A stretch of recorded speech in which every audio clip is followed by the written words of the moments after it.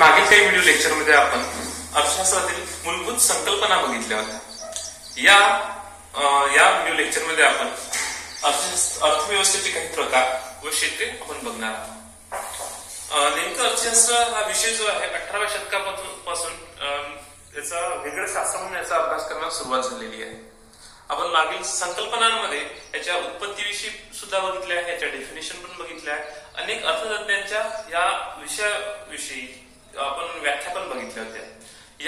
या लेक्चरमध्ये जे आहे याचे प्रकार बघत असताना आपल्याला काही ठोकळमानाने ज्या काही व्याख्या आठवतात की अर्थशास्त्र म्हणजे मानवाच्या आर्थिक वर्तनाचा अभ्यास. तसंच स्वतःचे आर्थिक प्रश्न सोडवण्यासाठी मनुष्य जे आर्थिक व्यवहार करतो त्या आर्थिक व्यवहारांचा अभ्यास जो आहे अर्थशास्त्रामध्ये केला जातो. ठीक आहे. तर यामध्ये बघत असताना अर्थव्यवस्था म्हणजे काय हे आपण बघायला पाहिजे. पहिल्यांदा अर्थशास्त्र हा विषय गुंतागुंतीचा आहे की अर्थव्यवस्था म्हणजे हा शब्द सुद्धा किंवा याचे व्यवहार जे आहे ते गुंतागुंतीचे आहे. परंतु त्याची एक ठोकळमानाने जेव्हा व्याख्या करतो ते व्याख्या करत असताना आपल्याला 4 महत्वाच्या गोष्टी किंवा व्यवहार आर्थिक व्यवहार समजायला हवे. त्यामधलं आहे पहिलं उत्पादन. ठीक आहे. त्यानंतर विभाजन, याला आपण डिस्ट्रीब्युशन म्हणतो. त्यानंतर विनिमय, एक्सचेंज, उपभोग. ठीक आहे. तर हे 4 गोष्टी सर्वात महत्वाच्या आहेत. ओके. तर याचं उत्पादन जे आहे याचं उदाहरण सांगायचं म्हटलं तर बघा आपली शेती असेल. ठीक आहे. तर शेतीमधला जो काही कच्चा माल तयार होतो तो उद्योगात जातो. तिथून मग म्हणजे एक्सचेंज होतो, तो उद्योगात जात असतो. त्यानंतर त्याचं विनिमय, त्या उद्योगातला माल आपल्या कस्टमर पर्यंत येतो म्हणजे एक्सचेंज होतोय, ट्रान्सपोर्ट होत आहे. आणि त्यानंतर कस्टमर आहे आमच्यासारखे जे ग्राहक आहे त्याचा उपभोग घेतात. असे 4ही जे सर्कल आहे या 4ही सर्कलच्या माध्यमातून काय होतं आर्थिक व्यवहार घडून येत असतात. या व्यवहारांना काय म्हणतात आर्थिक व्यवहार म्हणतात. ठीक आहे. आता या आर्थिक व्यवहारांशी संबंधित संस्था, संघटना, कुटुंब, मजूर असेल किंवा एखाद्या देशातील सगळ्या संस्था असेल यांचा एकत्रित करण्यालाच काय म्हणतात अर्थव्यवस्था असे म्हटले जाते. ठीक आहे. तर आता याच्यानंतर बघू की अर्थव्यवस्था एका कुटुंबाची असू शकते, 3-4 जे लोक असेल त्यांची अर्थव्यवस्था असू शकते. त्यानंतर एक गाव असू शकतो, एक तालुका असू शकतो, एक जिल्हा असू शकतो, एक राज्य असू शकतो किंवा एका महाराष्ट्र राज्याची अर्थव्यवस्था आपण मागे टॉपिक बघितला आहे. म्हणजे महाराष्ट्र राज्याची अर्थव्यवस्था, एका देशाची अर्थव्यवस्था किंवा संपूर्ण ग्लोबलाइज पूर्ण जगाची अर्थव्यवस्था सुद्धा अभ्यास करता येत असतो. ठीक आहे. यानंतर अर्थव्यवस्थेचे प्रकार बघू. ठीक आहे. आता हे बघत असताना महत्वाची गोष्ट अशी आहे की याच्यामध्ये उत्पादक साधनाच्या मालकीनुसार एक प्रकार पडतो आणि विकासाच्या अवस्थेनुसार. ठीक आहे. तर उत्पादक साधनाच्या मालकीनुसार जेव्हा अभ्यास करतो ते करत असताना हे जे महत्वाचे याच्यातले घटक आहेत ते आहे पहिलं भूमी,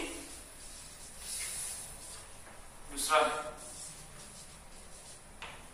श्रम, तिसरा आहे भांडवल आणि चौथा आहे उद्योजकता. ठीक आहे. या 4 गोष्टी जिथे एकत्र येतात तिथं उत्पादक साधने तयार होत असतात. ठीक आहे.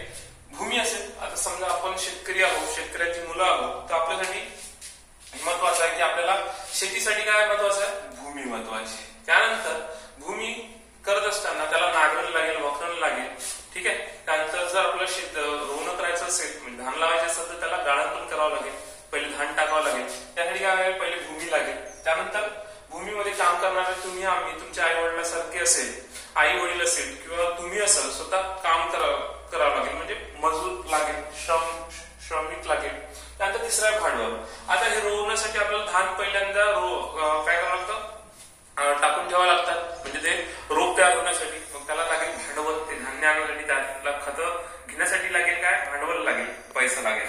आणि त्यानंतर उद्योजकता म्हणजे तुम्ही स्वतः मालक पण असावं तेव्हाच उत्पादन काय होईल तयार होईल. ठीक आहे. या चार महत्वाच्या गोष्टीमुळे. ओके, तर या उत्पादक साधनाच्या मालकीनुसार अर्थव्यवस्थेचे तीन प्रकार जगात अर्थतज्ञांनी मांडलेले आहेत. ते कोणते आहे ते बघू. पहिला आहे भांडवलशाही अर्थव्यवस्था, दुसरं समाजवादी अर्थव्यवस्था आणि तिसरं आहे मिश्र अर्थव्यवस्था. ओके, हे उत्पादक साधनाच्या मालकीनुसार हे तीन प्रकार पाडलेले आहेत. त्यानंतर दुसरा आहे विकासाच्या अवस्थेनुसार. आता अर्थव्यवस्था कशा कशा पद्धतीने विकसित झालेली आहे. छोटी अर्थव्यवस्था आहे, मोठी अर्थव्यवस्था आहे, तिथल्या सगळ्या गोष्टी सगळ्यांना मिळत आहे. शाश्वत विकास झालेला आहे की नाही, किंवा आरोग्य असेल, एज्युकेशन असेल, सगळ्या सेवा कल्याणकारी योजनेतून राबवल्या जाते की नाही, लोकांकडे दरडोई उत्पन्न किती जास्त आहे कमी आहे, तिथले पर्यावरण कसं आहे, नैसर्गिक साधन संपत्ती कशी आहे, या सगळ्या उत्पादनाच्या आधारावर विकास अवस्थेनुसार हे तीन प्रकार पडलेले आहेत. तर पहिला आहे विकसित अर्थव्यवस्था, त्यानंतर दुसरा आहे विकसनशील अर्थव्यवस्था आणि तिसरा आहे अविकसित अर्थव्यवस्था.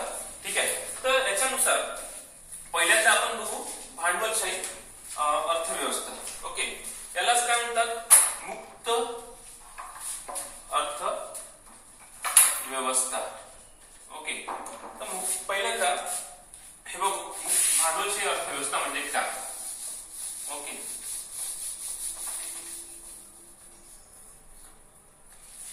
आताच आपण बघितलं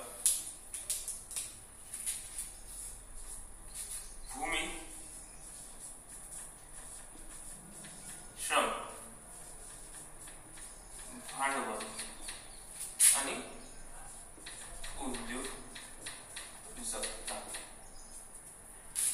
तर भांडवलशाही अर्थव्यवस्थेमध्ये हे चारही घटक जे आहेत ते खासगी व्यक्तीकडे याची मालकी असते. कोणाकडे असते, खासगी व्यक्तीकडे मालकी असते. याच्या ज्या किमती आहेत, किमतीवर नियंत्रण, बाजार यंत्रणा, याच्या किमतीवर नियंत्रण, किमती कोण ठरवतात, बाजार यंत्रणा ठरवत असते. ओके, अशा अर्थव्यवस्थेला काय म्हणतात, भांडवलशाही अर्थव्यवस्था असं म्हटलं जाते. ओके, तर यालाच पुन्हा काही नावं आहेत, मुक्त अर्थव्यवस्था, मुक्त अर्थव्यवस्था, किंवा त्यालाच पुन्हा दुसरं नाव आहे बाजाराधिष्ठित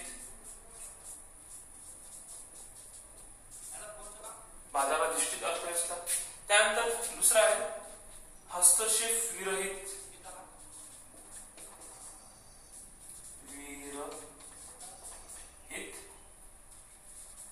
अर्थव्यवस्था, त्यालाच लेसेस फेअर अर्थव्यवस्था सुद्धा असं म्हटलं जाते. ओके, तर या अर्थव्यवस्थेची वैशिष्ट्ये बघू आपण की या अर्थव्यवस्थेची कोणती वैशिष्ट्ये महत्वाची आहेत. तर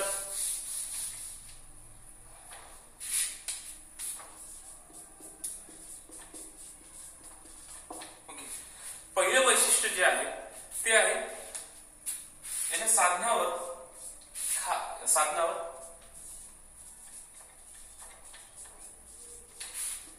खासगी व्यक्तीचं नियंत्रण असते. ठीक आहे, साधनावर कोणाचं नियंत्रण असते, खासगी व्यक्तीचं. त्यानंतर त्याच्यामध्ये ग्राहक सार्वभौम असतो. काय असतो, ग्राहक सार्वभौम असतो. त्यानंतर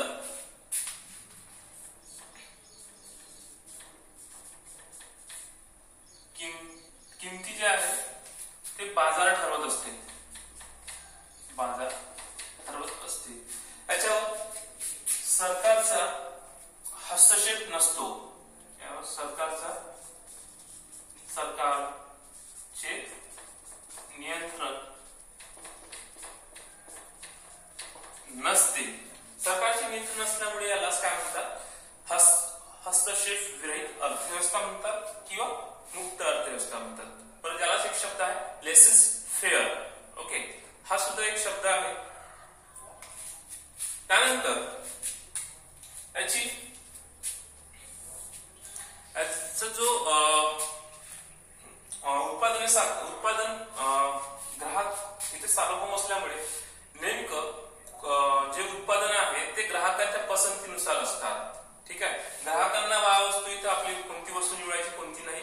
त्याच्यामुळे चांगल्या क्वालिटीचा माल, चांगलं उत्पादन घेण्याचा प्रयत्न भांडवलशाही अर्थव्यवस्थेमध्ये होत असतो. ठीक आहे, नंतर गुणदोष.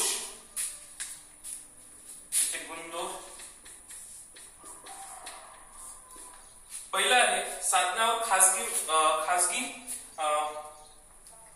व्यक्तीचं नियंत्रण असल्यामुळे यामध्ये उत्पादक माल जो आवश्यकता असतो अर्थव्यवस्थेसाठी तो होईल याची शाश्वती नसतेच. त्यानंतर दुसरं आहे ग्राहक सार्वभौम जरी असला तरी याच्यामध्ये ग्राहकांची फसवणूक मोठ्या प्रमाणात होत असते. नंतर किमतीवर नियंत्रण कोणाचं असतं? बाजाराचं असल्यामुळे याच्यावर सरकारचं नियंत्रण नसल्यामुळे इथे वस्तूची अवासवा किंमत घेतली जात असते. ठीक आहे, त्यानंतर हे झाले याचे गुणदोष. यानंतर समाजवादी अर्थव्यवस्था.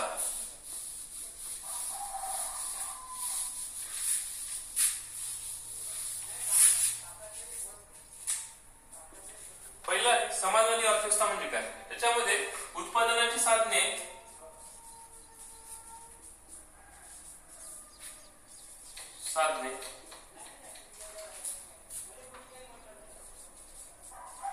सार्वजनिक व खाजगी मिळून करते व त्याचं विनिमय डिस्ट्रीब्युशन जे आहे ते काय करतं? विनिमय त्यानंतर किंमत सरकार ठरवत असते. ठरवत असते, सरकार ठरवत असते. ठीक आहे, म्हणून त्याला काय म्हणतात? समाजवादी अर्थव्यवस्था. या प्रकारची अर्थव्यवस्था खास करून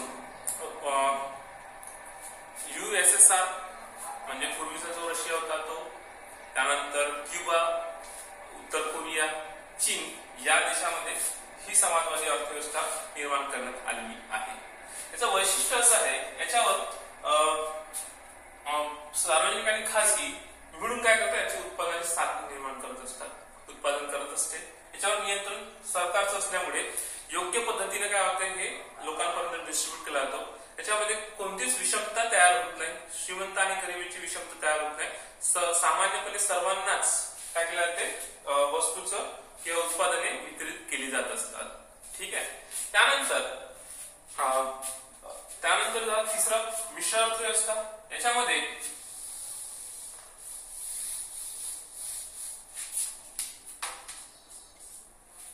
भांडवलशाही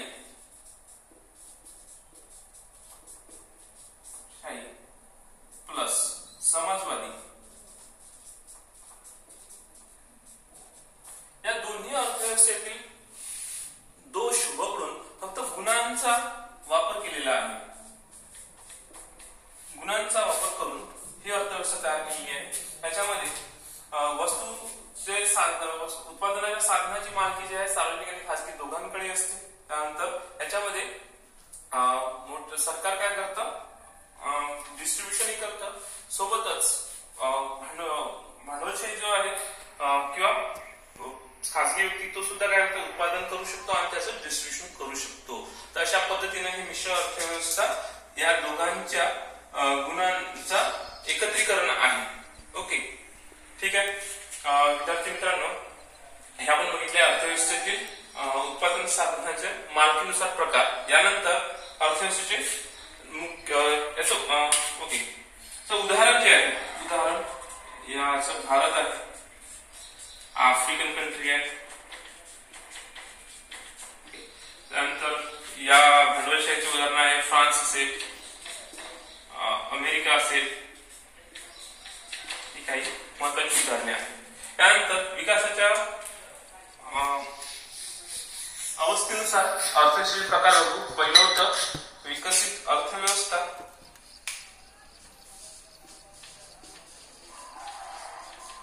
विकसित. दुसरं होतं अविकसित. विकसनशील.